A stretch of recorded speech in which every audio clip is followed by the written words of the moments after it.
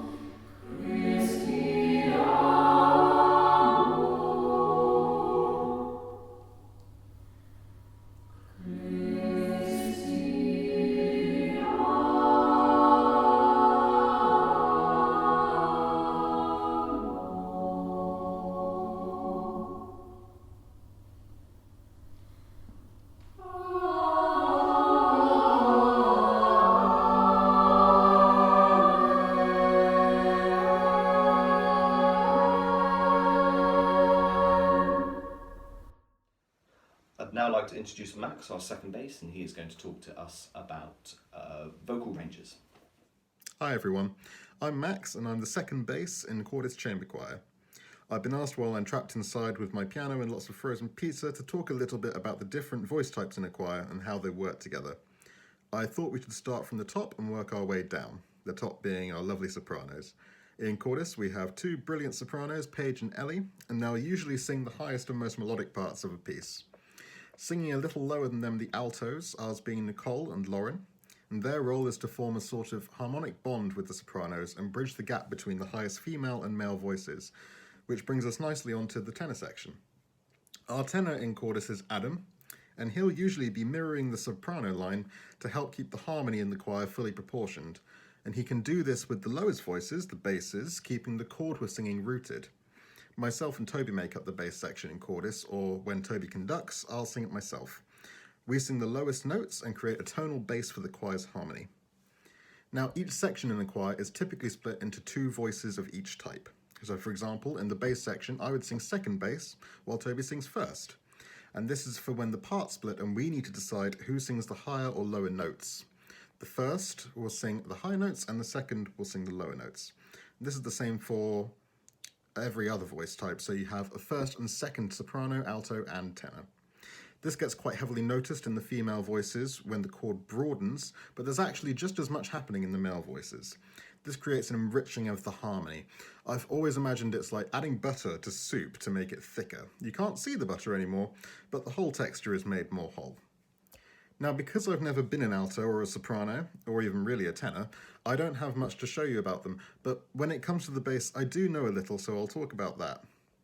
As basses, we can usually expect to be singing most of our range in any given piece. As the harmony moves around and the key changes, we may have to jump between high and low notes quite quickly.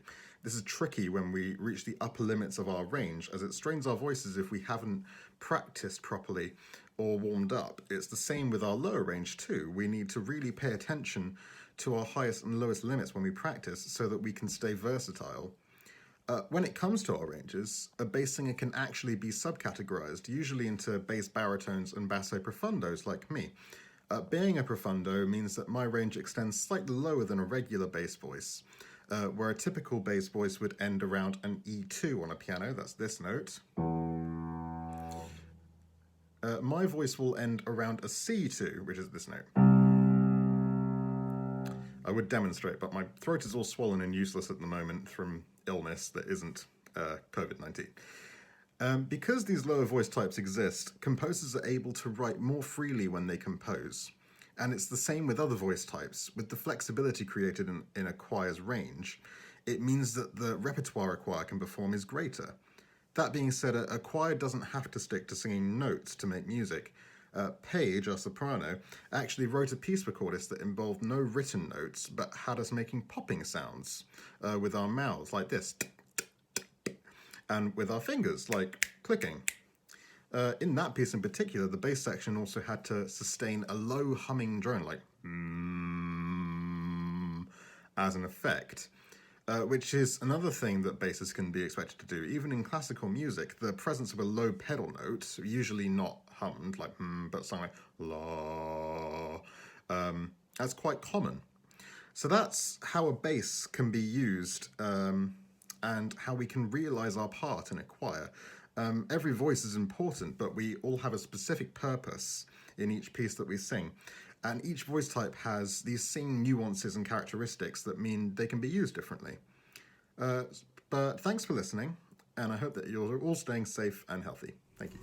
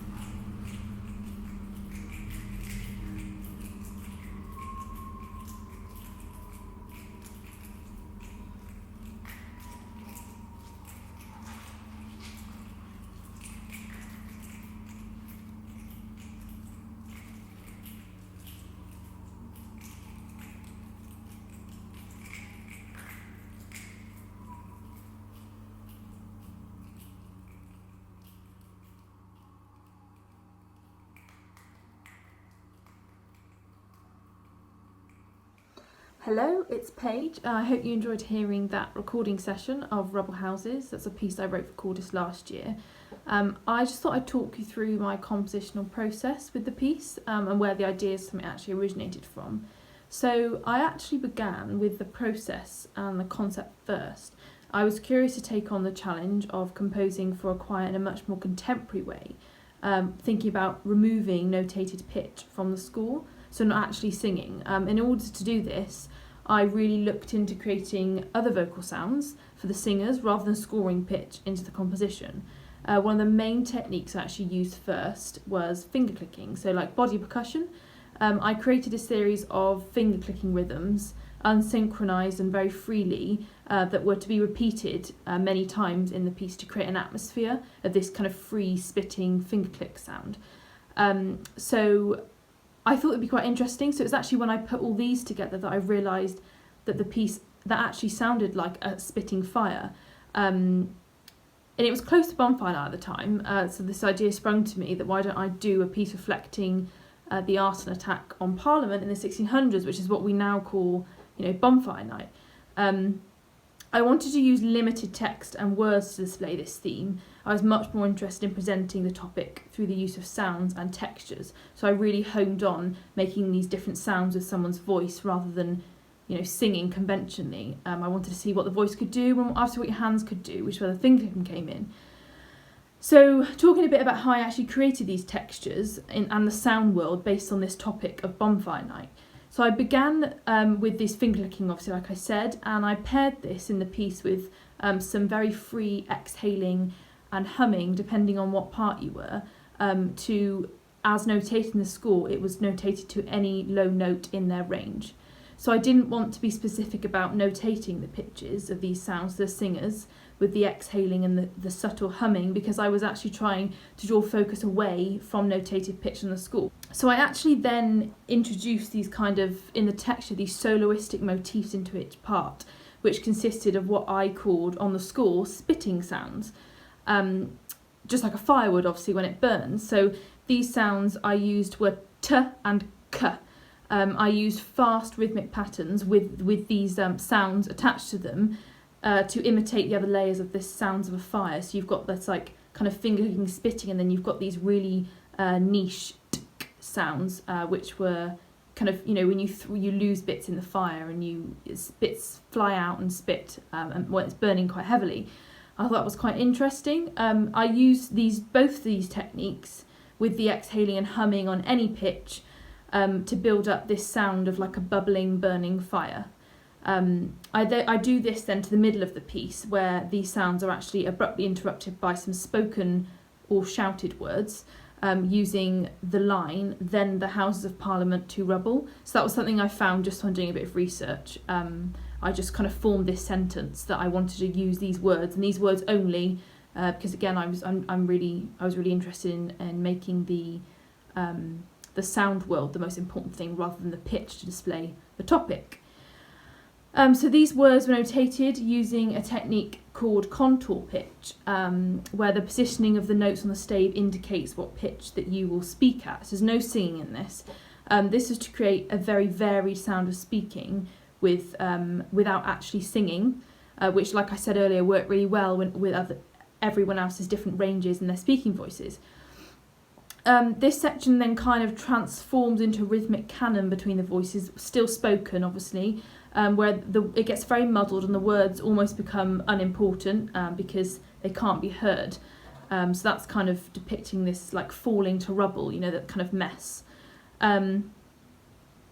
So the piece actually then goes back to where it came from, the gradual and cross-faded return of this bubbling fire sound from the start of the piece, which finally then fades into this exhaling and humming sounds on any pitch, unnotated, kind of saying that the fire's burning out, if you want to call that.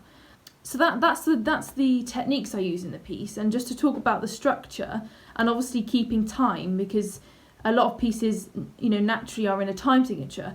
Now, I actually wrote this score without a time signature because I didn't want anything bound to a pulse. So all of these rhythmic motifs that are introduced in the parts are not bound to any pulse.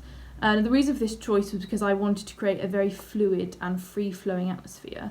where the parts just cross over naturally. And each singer's soloistic motifs are very free and unsynchronized, meaning that they don't fit neatly with the other parts. And more importantly, they're not the same time every time they're sung, so they don't sound the same, even if they're repeated in the piece. And the benefit of this is you get a very free moving texture that doesn't really feel like notated music. Even if it is, it sounds more of a naturally occurring atmosphere or sound world that could have been taken from a scene. So in this case, a naturally burning fire. And in terms of the conductor's role in this piece, I just placed the number cues above the top of each significant section in the music so that the conductor could give a cue, for example 1 or 2 or 3, and everyone would start doing their own free and unsynchronized sounds that are instructed on the score at that time. They would then just wait for the conductor to give the next cue for them then to change onto the next set of sounds they're instructed to make. So this made the piece feel very free and fluid, especially to the performers actually from reading the score, because the conductor was not needed to keep them in time. So you're doing your own thing, regardless of what the person next to you is doing. You get this lovely free moving texture that just, interlocks with each other, which is a really nice natural effect, which is what I wanted. I wanted to feel really unscripted and not really notated. So that worked really well, and this piece was actually premiered at the Wiltshire Music Centre in November last year. So the acoustic in there is very fitting and very forgiving and helpful in enhancing this technique of this free kind of subtle bubbling texture. And the fact the choir was so open in working with that really helped that. They're open to just trying new things, which is really cool. So that's it in a nutshell, basically. If you want to see the full score, see everything that I've talked about, if you're interested, then you can head to pagehallywell.com/scores, and Rubble Houses will be under there, and it's just a PDF. You can open it and have a look and see what it looks like notated. It's all very well me explaining it, but sometimes it's nice to see that in person. So if you would like to, then feel free to head to the website and look at that. Thank you for listening.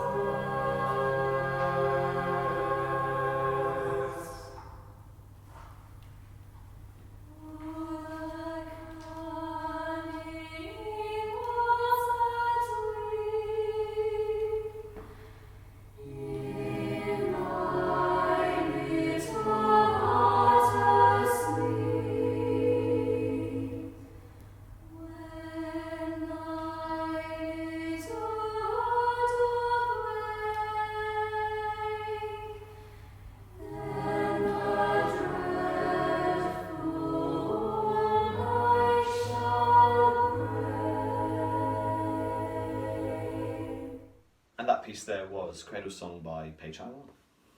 Now I'm going to pass over to Ellie. She is our second soprano, and she's going to talk to us a little bit about vocal health.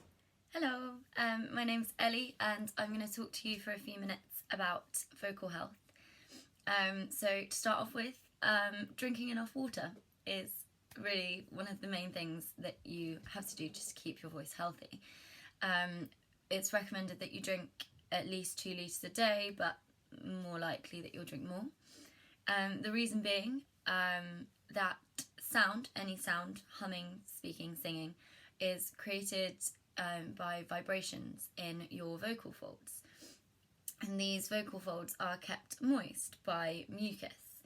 And keeping hydrated means that enough mucus is produced to keep them supple and working the way that they should. The more we sing or even talk, the more likely it is that vocal folds dry up, which results in them not being able to vibrate as freely, which opens the door to tension and a whole host of other issues. Because water doesn't go over your vocal folds directly, it goes into the stomach where it's then distributed around the body. It takes about 30 minutes after drinking for the water to actually reach your larynx and begin benefiting your voice. So it's important not just to drink enough water generally, but to make sure that you're really hydrated about 30 minutes before you sing in order to get the best benefits from it. As a side note from this, lots of singers use steaming, which essentially involves boiling a pan of water, sticking your head over it and putting a towel over your head, and then breathing in the steam. You're essentially hotboxing yourself with water vapour. The theory being that breathing in the steam means that the water can get to your vocal cords more quickly, as opposed to when you drink water where it has to go into your stomach and be distributed around your body. Breathing in the steam means that it directly influences your vocal folds. This is not just an effective technique for helping hydrate your vocal folds, but it's also good for when you're recovering from that last bit of a cold. It helps kind of water down any thick mucus you've got left from a cough or anything like that. Probably another obvious thing is getting enough sleep. Basically, if your body is tired, then so is your voice. Your vocal strength and singing voice comes from a complex interaction of muscles, and sleep helps your body restore these muscles every night so that they're working to their full potential. Without these muscles working well, again, it's very likely that you will lose your support system, and again, more likely to lead to strain and damage and a whole host of things that you don't want. Thirdly, warming up, cooling down, again, arguably obvious but very, very important. As I said before, singing involves a complex interaction of lots of muscles, and in the same way that you would warm up before physical exercise, you need to warm up these muscles ready for you to sing. This simply involves stretching and relaxing the muscles involved. So every singer warms up in a slightly different way, specific to their own voice. But generally, warm-ups include some diaphragm work, because that's, massively involved in singing, as well as maybe some range work. This might be scalic or just sliding up and down your range. It essentially makes sure that your voice is ready to access its full range without straining or causing any damage, which is something you don't want. Finally, just a bit of general knowledge about things that you can include in your diet or things that you can ingest that are good for your voice, sort of home remedies, if you like. For example, pineapple is a natural anti-inflammatory and has soothing properties. And it also prevents phlegm build-up, which is something that basically just gets in your way when you're trying to sing. So eating fresh pineapple or even drinking pineapple juice can be really helpful just to keep any potential inflammation down in your throat. Ginger is also another anti-inflammatory, so adding ginger to a warm drink or just into your food has a similar effect. The good old honey and lemon mix does work to an extent. The vitamin C in the lemon acts as like a gentle cleanser, and honey is just a great tonic. It's rich in antioxidants and has antibacterial properties. And often honey and lemon is a warm drink, which is soothing in itself. So that's another little handy one. Green tea is also another good bet. Again, rich in antioxidants, and warm liquids are generally soothing. Turmeric is another useful one. It has natural antibacterial properties. So adding it to your cooking or just mixing in a teaspoon with some milk goes a long way too. Same goes for cinnamon with the antibacterial properties. You add a tablespoon to a glass of water and boil, strain it out and add some honey to taste if you're not a big fan of cinnamon. Side note again, some of you might have heard the dairy is bad thing, so when I mentioned mixing turmeric with milk, that might have set off some alarm bells. If you haven't heard the theory about milk, it essentially suggests that dairy makes you produce more phlegm, which is not a good thing for a singer. So a lot of people say don't eat any dairy or drink any milk before singing. This actually isn't the case. Dairy itself doesn't cause phlegm in most singers. It's that high fat content thickens the mucus that's already there. So this would be the same for any fatty products. It's just that dairy tends to be high in fat. So you can get around this by choosing low-fat dairy, low-fat cheese, low-fat milk. So the turmeric and milk thing is still a good little trick. Just use semi-skimmed or skimmed milk to get around the danger of it adding to phlegm. That's about all I've got time for in vocal health, but I hope that was a little bit informative and that you enjoyed. Thank you. Hi, I'm Tobias. I'm the musical director and I also sing the first bass in Cordis Chamber Choir, and I'm going to talk to you about singing without a conductor in a group. So to say we do everything without a conductor would actually be wrong. It would be a fallacy, because when we rehearse pieces, especially brand new pieces, before we have learnt them as a group, I will conduct it. And I will often actually times conduct it in front of the group as I am talking to you on my laptop. Now I will sit in front of them, the rest of them semi-circled around me, and I will conduct in the traditional way as we sight read a new piece of music. And I'll lead where everything should be going and pre-decide how it is going to sound, and I would have done all of that in school preparation. So I would have marked in breathing, I would have marked in phrasing for the group, and then come to them and we learn the piece together.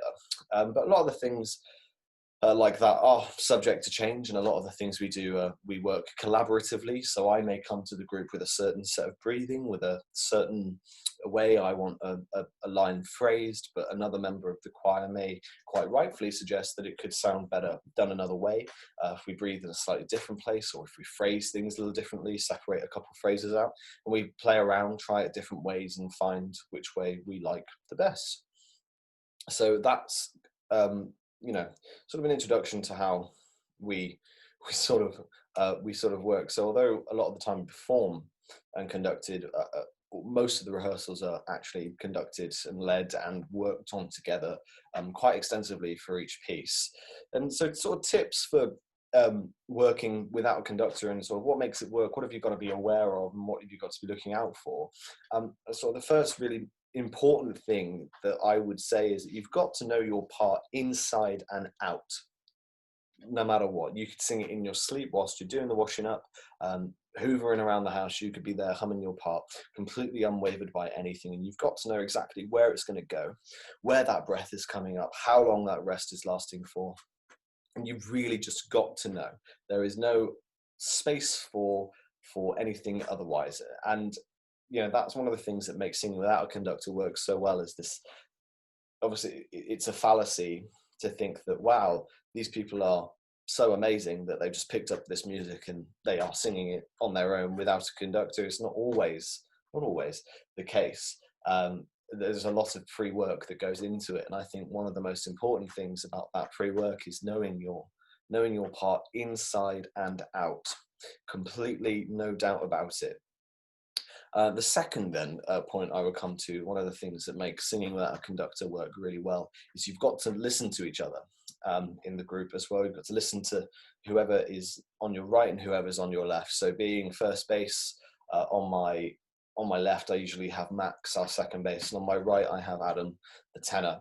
And I always tuning in and listening to them and hearing how they're doing things and their speed. And if the whole choir does that all the way around, then holistically you're listening to each other as a whole as well, because starting all the way with Paige on first soprano, as she listens to Ellie and Ellie listens to Paige and Lauren, then it filters down the choir and we all stay listening to each other and perfectly in time with each other and sensitive to what each other are doing in the piece at that moment, and listening to the tuning and how that may have changed and altering ourselves in there. So you really got to listen to each other.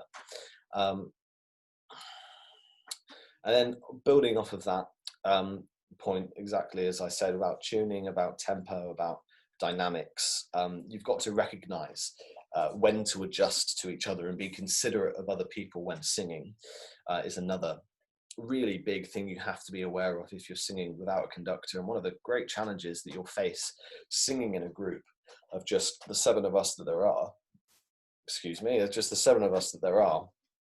you'll find that you get these problems all the time. And if the group is bigger and bigger and bigger and bigger and you're going to play without a conductor, then this becomes a much more important skill. However, it does not diminish in importance no matter what feel how big your ensemble is recognizing when to adjust that.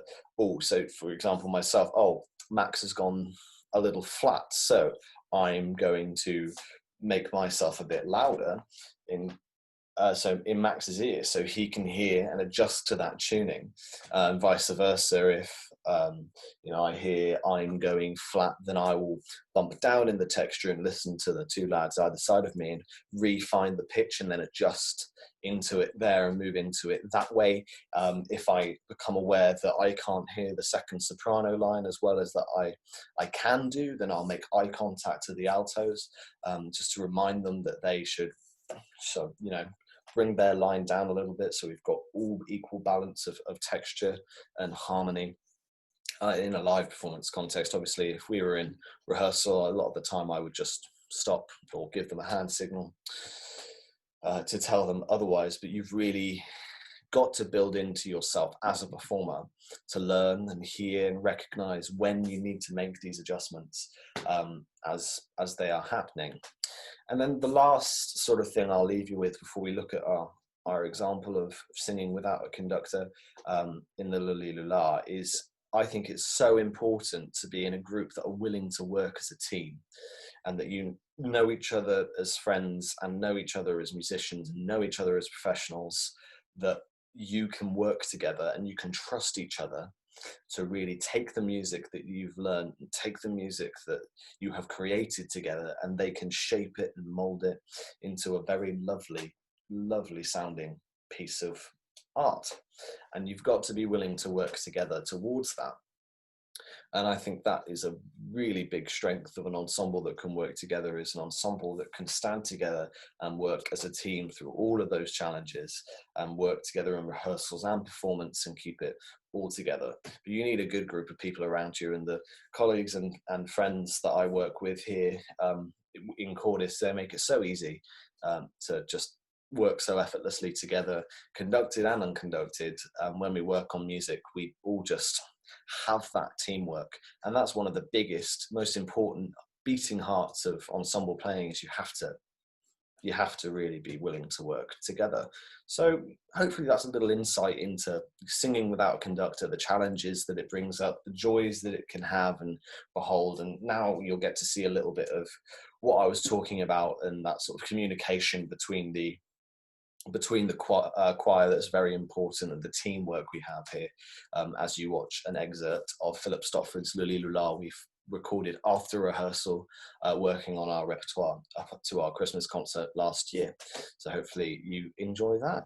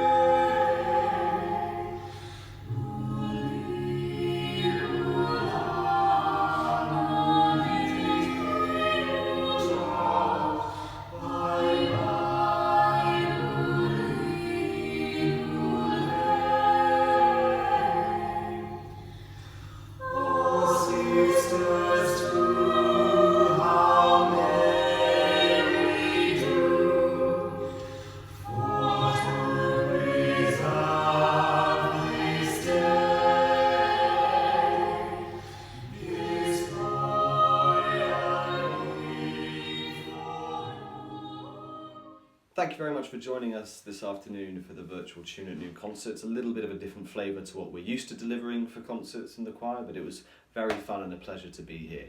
If you did enjoy what you saw today and you'd like to find out more about us as a choir, then do go give us a follow and a like on Instagram and Facebook, Cordis Chamber Choir. You'll easily be able to find us. Please do stay safe and have a lovely rest of your day and keep listening to wonderful music. Thank you very much.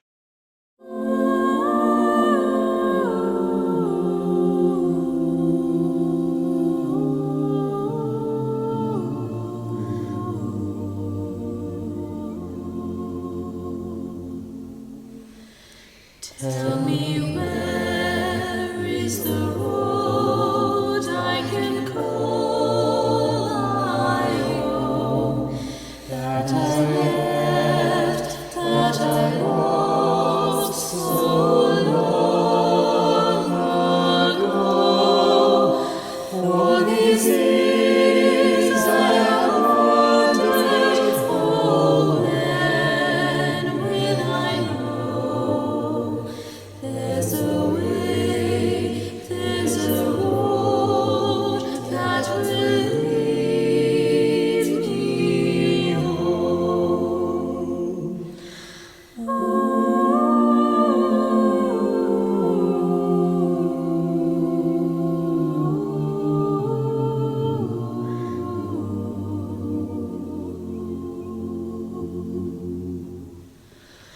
After wind, after rain, when the dark is done, as I